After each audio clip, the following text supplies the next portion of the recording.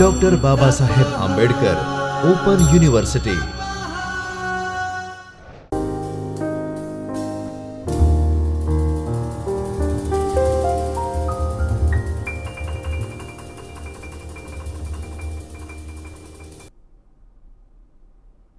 નમસ્કાર વિદ્યાર્થી મિત્રો, ડૉક્ટર બાબા સાહેબ આંબેડકર ઓપન યુનિવર્સિટીના ચૈતન્ય સ્ટુડિયોમાં હું આપ સૌનું સ્વાગત કરું છું. આજે પેપર 3ના યુનિટ 1નો આપણે અભ્યાસ કરીશું. પેપર 3ના પ્રથમ યુનિટનું નામ છે history from Gutenberg to the internet. આપણે સૌ જર્નલિઝમના વિદ્યાર્થી છીએ, માસ કમ્યુનિકેશનના વિદ્યાર્થી છીએ, ત્યારે સૌથી વધુ જરૂરી છે કે આપણે તેના ઇતિહાસથી વાકેફ હોઈએ. આપણે ત્યાં કહેવાય છે કે જેણે ઇતિહાસ નથી જાણ્યો એણે કશું નથી જાણ્યું. તો વિદ્યાર્થી મિત્રો, આ યુનિટનો એક મુખ્ય ઉદ્દેશ છે કે આપણે મુદ્રણ અને માસ કમ્યુનિકેશનનો ઇતિહાસ જાણીશું. મુદ્રણ ટેકનોલોજીમાં, પ્રિન્ટિંગ ટેકનોલોજીમાં સમયાંતરે કેવા કેવા ફેરફારો આવ્યા છે, એનો કઈ રીતનો વિકાસ થયો છે, એના અંગેની આપણે જાણકારી મેળવીશું. ગુટનબર્ગ નામના જર્મનીના એક એન્જિનિયરે જ્યારે મૂવેબલ ટાઇપ્સની શોધ કરી અને મુદ્રણ ક્રાંતિમાં એક ઇતિહાસ સર્જાઈ ગયો, એક બહુ મોટો ક્રાંતિકારી બદલાવ આવ્યો, એના અંગે આપણે જાણીશું. આ ચેપ્ટરમાં ઔદ્યોગિક ક્રાંતિને કારણે પ્રિન્ટિંગને કેટલો ફાયદો થયો, પ્રિન્ટિંગના વિકાસમાં એની શું ભૂમિકા રહી, ઔદ્યોગિક ક્રાંતિની શું ભૂમિકા રહી, એનો આપણે અભ્યાસ કરીશું. અને એ ઉપરાંત ન્યૂઝપેપરનો ઉદ્ભવ કઈ રીતે થયો અને ન્યૂઝપેપરનો ઇતિહાસ શું છે, એના અંગેની આપણે આ યુનિટમાં જાણકારી મેળવીશું. તો વિદ્યાર્થી મિત્રો, સૌ પ્રથમ જે આપણે વાત થઈ કે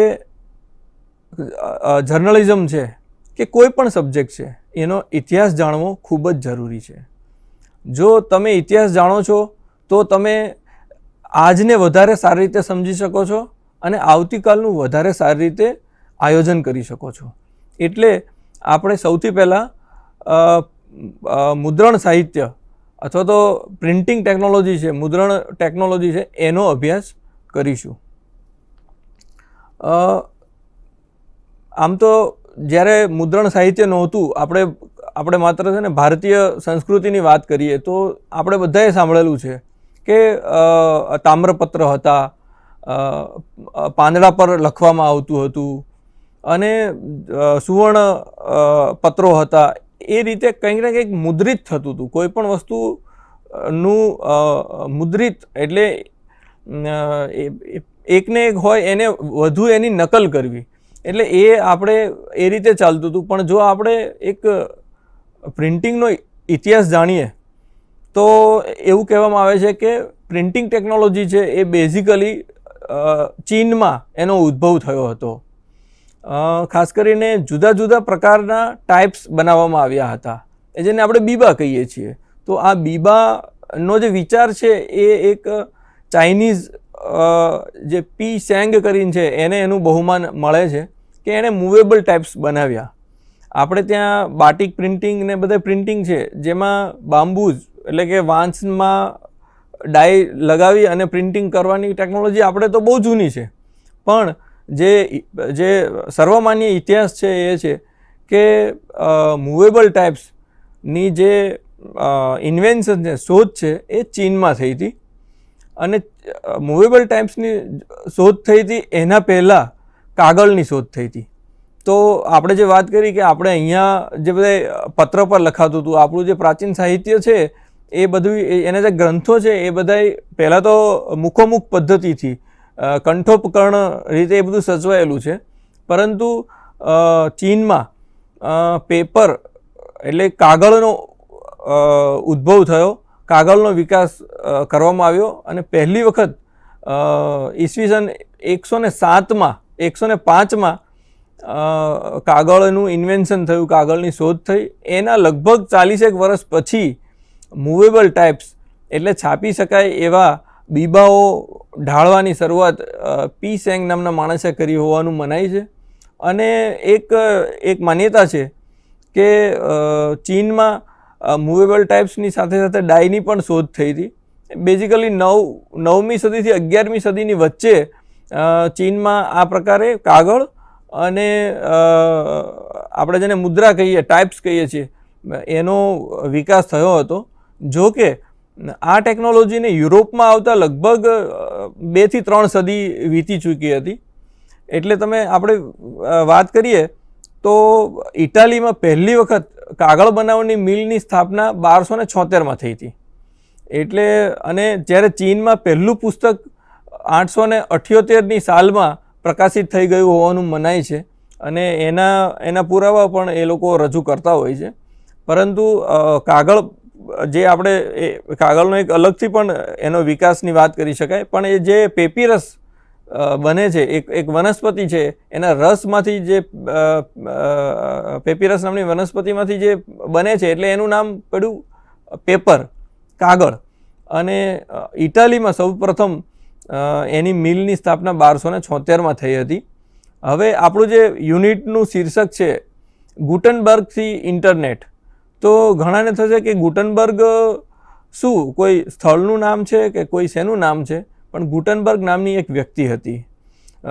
તો જર્મનીની વ્યક્તિ હતી, બહુ ઉત્સાહી માણસ હતા અને એકચ્યુઅલી એમને રાજકીય રીતે એમને હદપાર કરવામાં આવેલા. એમના અમુક રાજકીય વિચારો એવા હતા અને એ પોતે આ પ્રિન્ટિંગ ટેકનોલોજીમાં જે કંઈ પ્રયાસો કરતા હતા એને લોકોએ શંકાસ્પદ રીતે જોતા હતા કે આ માણસ કંઈક એવી શોધ કરી રહ્યા છે કે જેનાથી કદાચ દેશને નુકસાન થઈ શકે છે. એટલે 1940માં એમને જે તે સરકાર હતી, ત્યાંના રાજા કે જે કંઈ રાજકીય વ્યવસ્થા હતી એના દ્વારા એમને તડીપાર કરવામાં આવેલા. અને પછી તડીપારના જે કંઈ સમયગાળો હશે, 10 વર્ષનો સમયગાળો માનવામાં આવે છે. એટલે એવું કહેવાય છે કે ગુટનબર્ગ પોતાના વતન મેંજમાં 1450માં પાછા આવ્યા અને એ પાછા આવ્યા પછી એમણે જે કર્યું એણે બહુ મોટો એક ઇતિહાસ અને એક બહુ મોટી ક્રાંતિ સર્જી દીધી, એક મોટો ઇતિહાસની શરૂઆત થઈ. તો ગુટનબર્ગ નામની જે વ્યક્તિ છે એમણે મૂવેબલ ટાઇપ્સની શોધ કરી એવું મનાય છે. આપણે અગાઉ જોયું કે ચીનમાં આની ઓલરેડી શોધ થઈ ગઈ હતી, પરંતુ જે નવી ટેકનોલોજી મુજબ જે ટાઇપ્સ બનાવવામાં આવ્યા, ખાસ કરીને એમણે ધાતુના, પિત્તળના, કોપરના જે ટાઇપ્સ બનાવ્યા જે વધારે સમય સુધી સચવાઈ રહે એવા હતા. એટલે અને એને કારણે તમે બહુ ઝડપથી પ્રિન્ટિંગનું કામ થઈ શકે એવા હતા. એટલે ગુટનબર્ગે માત્ર ટાઇપ્સની શોધ કરી છે એવું નથી, અને એનું નામ છે મૂવેબલ ટાઇપ્સ. મૂવેબલ એટલે તમે એને એક જગ્યાએથી બીજી જગ્યાએ પણ આસાનીથી લઈ જઈ શકો છો, એને એક જ ટાઈપનો વારંવાર યુઝ કરી શકો છો, અલગ અલગ જગ્યાએ એની ગોઠવણ કરી શકો છો. એટલે એ મૂવેબલ ટાઇપ્સની ગુટનબર્ગે શોધ કરી. સાથે સાથે પ્રિન્ટ થઈ શકે એવી ઇંકની શોધ કરી. એના મનમાં હતું કે આપણે કંઈક છાપવું છે અને એને એમ થયું છાપવું હોય તો શું જોશે? તો એક ટાઇપ્સ જોશે, પછી છાપવા માટેની ઇંક જોશે, શાહી જોશે, એટલે છાપી શકાય એવી એણે, અને જે છાપેલું વધારે સમય ટકી શકે એવી એ પ્રકારની ઇંકની પણ એમણે શોધ કરી હતી. અને સાથે સાથે પ્રિન્ટિંગ ટેકનોલોજી, એટલે ટેકનોલોજીની મદદ વિના તો તમે એટલે કંઈક યાંત્રિકતા આખી એક ઊભી કરવી પડે. એટલે ગુટનબર્ગે એક પ્રિન્ટિંગ પ્રેસ પોતાને આખો ઊભો કર્યો અને એટલે ગુટનબર્ગનું નામ ઇતિહાસમાં અમર છે. જ્યારે પણ મુદ્રણની, પ્રિન્ટિંગ ટેકનોલોજીની વાત આવે તો એનો પાયો નાખનાર જો કોઈ હતા તો એ ગુટનબર્ગ હતા. એટલે ગુટનબર્ગે 1950માં મેંજમાં એક પ્રિન્ટિંગ, પોતાનું એક અલગ પ્રિન્ટિંગ પ્રેસની સ્થાપના કરવાની શરૂઆત કરી અને લગભગ 1451માં એમણે એક પુસ્તક છાપવાનું શરૂ કર્યું. મિત્રો, એમણે જે પહેલું પુસ્તક છાપવાનું નક્કી કર્યું એ ઓબ્વિયસ છે કે બાઇબલ હતું. એટલે ક્રિશ્ચનનું જે એમણે જે ગુટનબર્ગે જે પહેલું પુસ્તક છાપવાનું આયોજન કર્યું એ બાઇબલ હતું. આપણે જાણીએ છીએ કે એ ક્રિશ્ચનનું પવિત્ર પુસ્તક મનાય છે, સર્વમાન્ય પુસ્તક ગણાય છે. એટલે ગુટનબર્ગને થયું કે જો આપણે છાપવું જ હોય તો આપણે બાઇબલ છાપવું જોઈએ, જેથી એની વધુને વધુ નકલ થઈ શકે અને વધુને વધુ લોકો સુધી એનો ફેલાવો થઈ શકે. એટલે એવું કહેવાય છે કે એમણે 1452માં બાઇબલની પહેલી નકલ નું પ્રિન્ટિંગનું કામ પૂરું કર્યું હતું.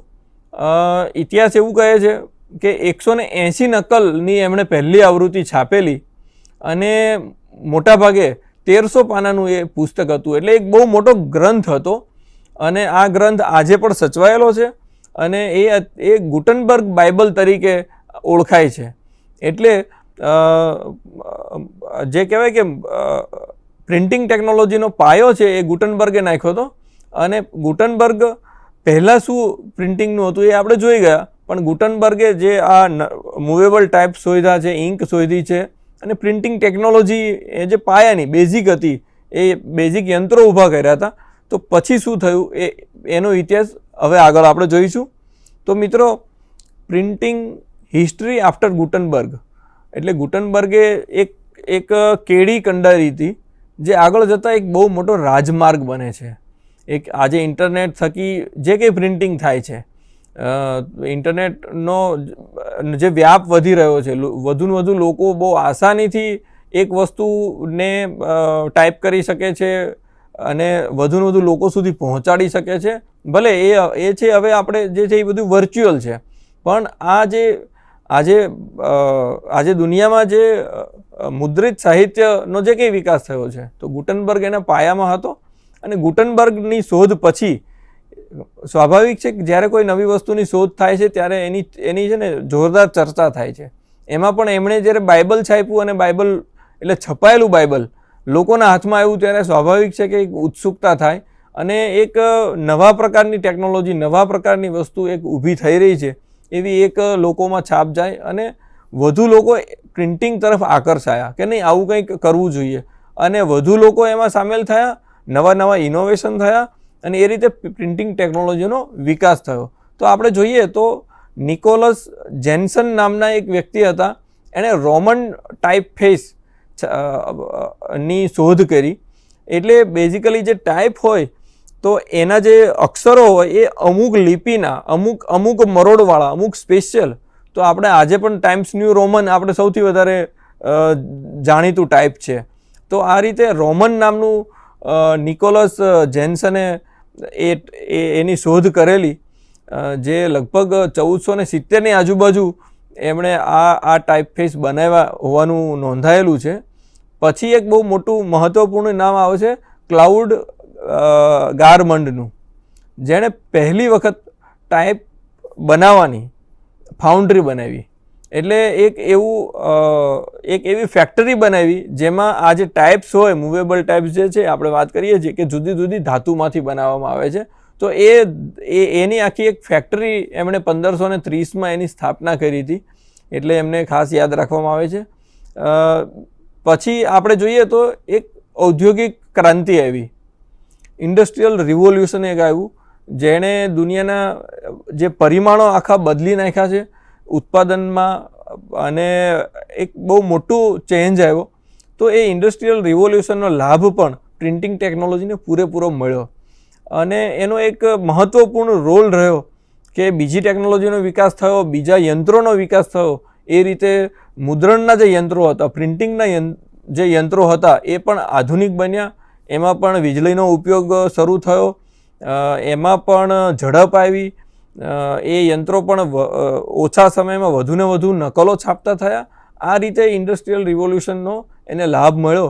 ખાસ કરીને લોર્ડ સ્ટેનહોપ હતા, એમણે all cast iron printing press આખું બનાવ્યું.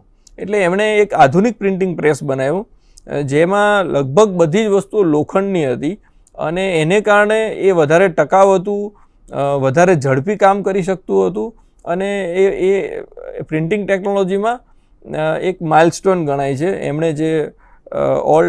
જે પ્રિન્ટિંગ પ્રેસ બનાવ્યું એ.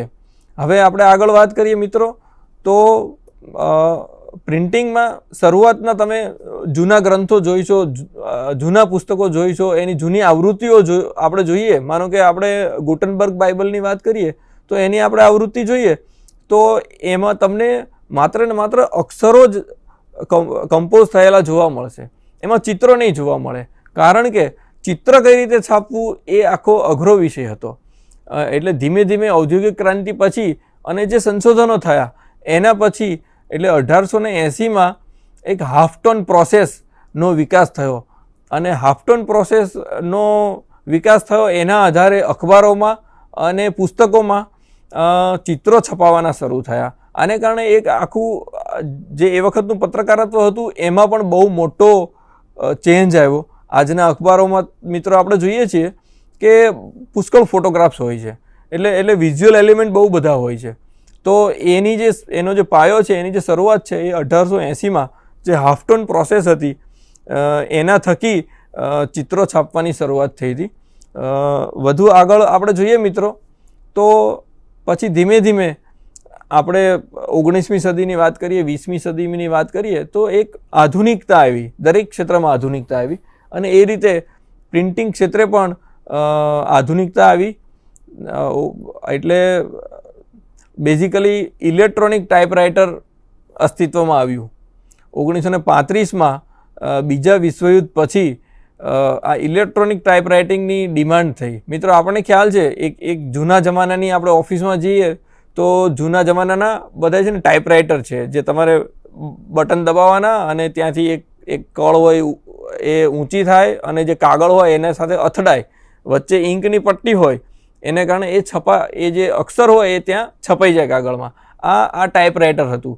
પણ 1935માં ઇલેક્ટ્રોનિક ટાઈપરાઇટર માર્કેટમાં આવ્યું અને એ ખૂબ લોકપ્રિય થયું. ખાસ કરીને બીજા વિશ્વયુદ્ધ પછી એની લોકપ્રિયતામાં પ્રચંડ વધારો થયો.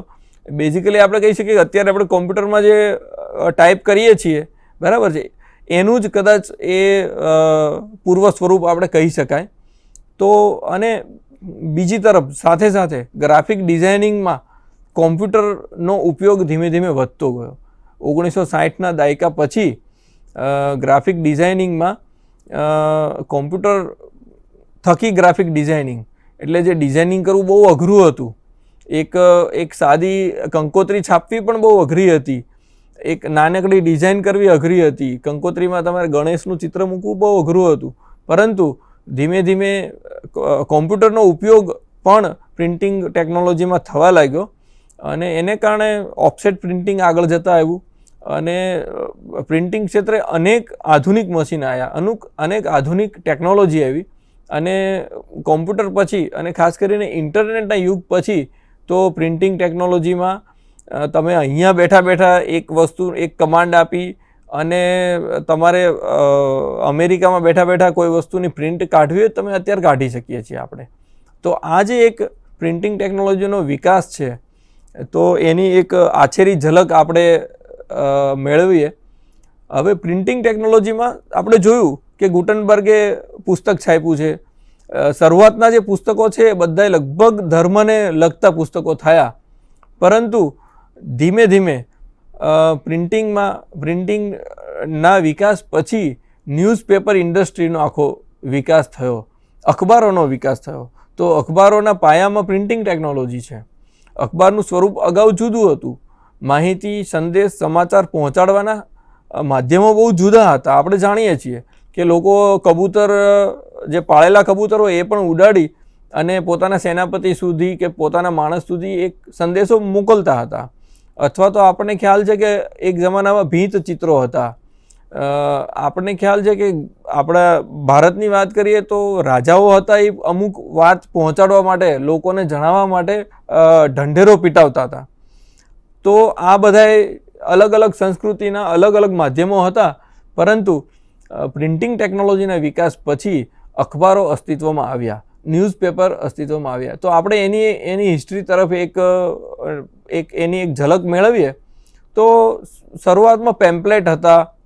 એટલે લોકો જે સંસ્થાઓ હતી, ધાર્મિક સંસ્થાઓ હતી, રાજાઓ હતા, એમને કંઈક વાત હોય તો અમુક વસ્તુઓનું લખાણ થાય અમુક કાગળમાં અને પછી ગામમાં જે જાહેર જગ્યાઓ હોય કે નગરની જાહેર જગ્યાઓ ત્યાં એ લોકો પેમ્પલેટ છે કે પછી બુલેટિન છે એ બધું ત્યાં આગળ ચોડે અને ગામના લોકો આવતા જતા એને વાંચે. આ રીતની એક વ્યવસ્થા હતી. યુરોપિયન કન્ટ્રીમાં એવું થયું કે એક ન્યૂઝ બુકનો એક ટ્રેન્ડ શરૂ થયો. 16મી સદીની વાત કરીએ તો 16મી સદીના મધ્યમાં ન્યૂઝ બુક એટલે એક એવી નાનકડી બુક તૈયાર કરવામાં આવે કે જે લોકોને આ જે કંઈ ઘટનાઓ બનતી હોય એના સમાચારો લોકો સુધી પહોંચાડે. પછી 1560ની વાત કરીએ તો જર્મની અને સ્વિટ્ઝરલેન્ડમાં ન્યૂઝ શીટ્સ એટલે 2 પાનાનું અખબાર હોય, ન્યૂઝ શીટ્સ 2 પાનાનું અખબાર હોય અને એ લોકો સુધી પહોંચે અને એ બહુ જ પોપ્યુલર થયા હતા. ખાસ કરીને આપણે પ્રિન્ટિંગ ટેકનોલોજીમાં ઔદ્યોગિક ક્રાંતિ પછી જે પ્રિન્ટિંગની સુવિધાઓનો વિકાસ થયો અને એને કારણે જે લખાતું ગયું, છપાતું ગયું, વધુ લોકો સુધી પહોંચ્યું, એટલે ન્યૂઝ શીટ હોય કે ન્યૂઝ બુક હોય એ ખાસ્સા લોકપ્રિય થયા. જેને આપણે ખબર છે કે એના અલગ અલગ નામ હતા, પણ બેઝિકલી જે ન્યૂઝ બુક સ્વરૂપનું હતું અને એનો બહુ વિકાસ થયો હતો. હવે વાત કરીએ તો ઇંગ્લેન્ડમાં 1618માં એક સાપ્તાહિક અખબારની શરૂઆત થઈ. અત્યાર સુધી જે અખબારો હતા એમની કોઈ સમયાવધિ નક્કી નહોતી કે ભાઈ કોઈ નિશ્ચિત તારીખ નહોતી કે દર 15 દિવસે આવશે, દર અઠવાડિયે આવશે, દર 3જા દિવસે આવશે, રોજ આવશે, મહિને આવશે, દ્વિમાસિક, એવું કોઈ સમયાવધિ નહોતી. જ્યારે પણ કંઈક ઘટના બને અને યોગ્ય લોકોને લાગે તો એમાં એક કરી છાપી અને લોકો સુધી કઈ રીતે પહોંચાડવું એ જોઈ અને યોગ્ય માધ્યમનો ઉપયોગ કરીને પહોંચાડતા હતા. પણ ધીમે ધીમે લોકોની જે ઝુકાવ હતો, લોકપ્રિયતા વધતી હતી, એટલે ઇંગ્લેન્ડમાં 1618ની સાલમાં એક સાપ્તાહિક અખબારની શરૂઆત થઈ. અને અમેરિકાની વાત કરીએ તો public occurrence both foreign and domestic નામનું એક ન્યૂઝપેપર, જેને અમેરિકાનું પહેલું ન્યૂઝપેપર કહેવામાં આવે છે, જે એક બ્રિટનની વ્યક્તિ હતી એણે શરૂઆત કરી હતી. બેન્જામિન હેરિસ નામની બ્રિટનના નાગરિક હતા જે અમેરિકા આવેલા, એમણે 1690માં એ શરૂ કરેલું. અને અમેરિકામાં પેન્સિલ્વેનિયામાં 1783ની સાલમાં પ્રથમ ડેઇલી ન્યૂઝપેપરની શરૂઆત થઈ હતી. એટલે એવું ન્યૂઝપેપર, એવું અખબાર જે રોજ રોજ પ્રકાશિત થાય. એટલે જેમ જેમ આપણે જોઈએ કે જેમ જેમ સમય વીતતો જાય એમ અને જેમ જેમ ટેકનોલોજી અને બીજી બધી વસ્તુઓ, પેપર મિલ વધારે ખુલવા લાગી, માર્કેટ વધારે ખુલવા લાગ્યું, લોકોની સમાચાર જાણવાની ભૂખ વધુ ખીલવા લાગી અને પછી આ ન્યૂઝપેપર અખબારોનો વિકાસ થયો. એટલે અખબાર સૌથી પહેલાં અનિયતકાલીન હતા, પછી ધીમે ધીમે એણે સાપ્તાહિક અખબારનું સ્વરૂપ લીધું, સાપ્તાહિક કે પખવાડિકનું સ્વરૂપ લીધું અને ધીમે ધીમે 1783ની સાલમાં અમેરિકામાં પેન્સિલ્વેનિયામાં પહેલું દૈનિક અખબાર પ્રકાશિત થવાનું શરૂ થયું. તો આ એક ન્યૂઝપેપરની આપણે હિસ્ટ્રી છે. આપણે જ્યારે હિસ્ટ્રીની વાત કરીએ ત્યારે સ્વાભાવિક છે મિત્રો કે તમને જાણવાની ઉત્સુકતા થાય કે ભારતમાં પ્રિન્ટિંગ ટેકનોલોજી ક્યારે આવી હતી અથવા તો ભારતમાં પહેલું અખબાર ક્યારે શરૂ થયું હતું. તો મિત્રો આપણે તે જાણીએ છીએ કે અમેરિકન એટલે બ્રિટનનું જે શાસન આવ્યું, બ્રિટિશ શાસન આવ્યું, એના પણ પહેલાં એટલે ભારતમાં પગ મૂકનાર જો પહેલાં વિદેશી હોય તો એ પોર્ટુગીઝ હતા. અને ઇવન ભારત આઝાદ થયું પછી પણ પોર્ટુગીઝ પાસે જે દીવ હતું કે ગોવા હતું, આ જે બધા સ્ટેટ પર એમનો કબજો હતો, જે પછીના સમયમાં એટલે બ્રિટનથી આઝાદી મળી પછી એ પ્રદેશોને આઝાદી મળી. એટલે પોર્ટુગીઝોનું બહુ મજબૂત શાસન અહીંયા હતું. એટલે ગોવામાં જે સૌથી પહેલાં પ્રિન્ટિંગ પ્રેસ શરૂ થયું હતું 1556ની સાલમાં ગોવામાં Jesuit saint Paul college, old Goa જે અત્યારે કહેવાય છે, ઓલ્ડ ગોવાની સેન્ટ પોલ કોલેજમાં પહેલું પ્રિન્ટિંગ પ્રેસ શરૂ થયું હતું. સ્વાભાવિક છે કે ધાર્મિક પુસ્તકોના પ્રકાશન માટે એની ઉપયોગિતા જોવામાં આવી હતી. અને મજાની વસ્તુ એ છે કે ગોવામાં જે પ્રેસ બન્યું એમાં જે કોઈ સ્થાનિક લોકો જોડાયા, એમાં એ લોકોએ પણ આ ટેકનોલોજીને શીખવાની કોશિશ કરી અને આગળ જતાં ભારતમાં પોતાની રીતે એનો વિકાસ કરવાની પ્રયાસ કરેલો. એ પણ એક બહુ સરસ ઇતિહાસ છે. આમ આપણે કહી શકીએ કે ભારતમાં પ્રિન્ટિંગ ટેકનોલોજી 1556ની સાલમાં આવી અને પુસ્તક પ્રકાશનનું કામ શરૂ થયું. હવે જો અખબારની વાત કરીએ તો આપ જાણો છો કે જેમ્સ ઓગસ્ટસ હિકી નામના એક બ્રિટિશર હતા, એણે ભારતનું પહેલું અખબાર પ્રકાશિત કર્યું હતું. એટલે ભારતમાં પહેલું અખબાર કાઢવાનો જો કોઈ શ્રેય જતો હોય તો એ જેમ્સ ઓગસ્ટસ હિકીને જાય છે, જેને બહુ પોપ્યુલરલી આપણે હિકીઝ ગેઝેટ કહીએ છીએ, પણ ખરેખર એનું નામ હતું ધ બંગાળ ગેઝેટ, અને એ કલકત્તા જનરલ એડવર્ટાઇઝર પણ એનું નામ હતું. એટલે ભારતમાં પહેલું અખબાર 29 જાન્યુઆરી 1780માં પ્રકાશિત થયું હતું. તો આ એક ભારતમાં કઈ રીતે પ્રિન્ટ આવ્યું, કઈ રીતે અખબાર આવ્યું એની વાત છે મિત્રો. આપણે અત્યાર સુધીનું જે જોયું તો એમાં તમે તમારી પ્રક્રિયા પણ, તમારી જે પ્રોગ્રેસ છે એનો પણ તમારે જો તાળો મેળવવો હોય તો તમને ખ્યાલ આવશે કે જર્નલિઝમનું સૌથી જૂનું સ્વરૂપ કયું હતું. તમને ખ્યાલ આવ્યો હશે કે સૌથી પહેલો પ્રેસ ની સ્થાપના ક્યાં થઈ હતી. તમને ખ્યાલ આવ્યો હશે કે ભાઈ માસ કમ્યુનિકેશન, વધુને વધુ લોકો સુધી સંદેશા વ્યવહાર પહોંચાડવાનું ક્યારથી શરૂ થયું. તો આ એકમમાંથી તમે શીખ્યા હશો કે ભારતમાં પ્રિન્ટિંગ ટેકનોલોજીનો વિકાસ ક્યારથી શરૂ થયો, મુદ્રણ પહેલું પ્રિન્ટિંગ પ્રેસ કઈ રીતે બન્યું. એટલે આ રીતે એક આછેરી ઝલક તમને ઇતિહાસને લગતી આ વક્તવ્યમાંથી પ્રાપ્ત થઈ હશે એવી હું આશા રાખું છું. અને મિત્રો, તમે મને શાંતિથી સાંભળો છે અને તમને વધારે રસ હોય તો ઇન્ટરનેટના માધ્યમથી અને અન્ય માધ્યમથી વધુ વિસ્તૃત ઇતિહાસનો તમે અભ્યાસ કરી શકો છો. સૌનો આભારી છું. નમસ્કાર, પ્રણામ. स्वाध्यायः परः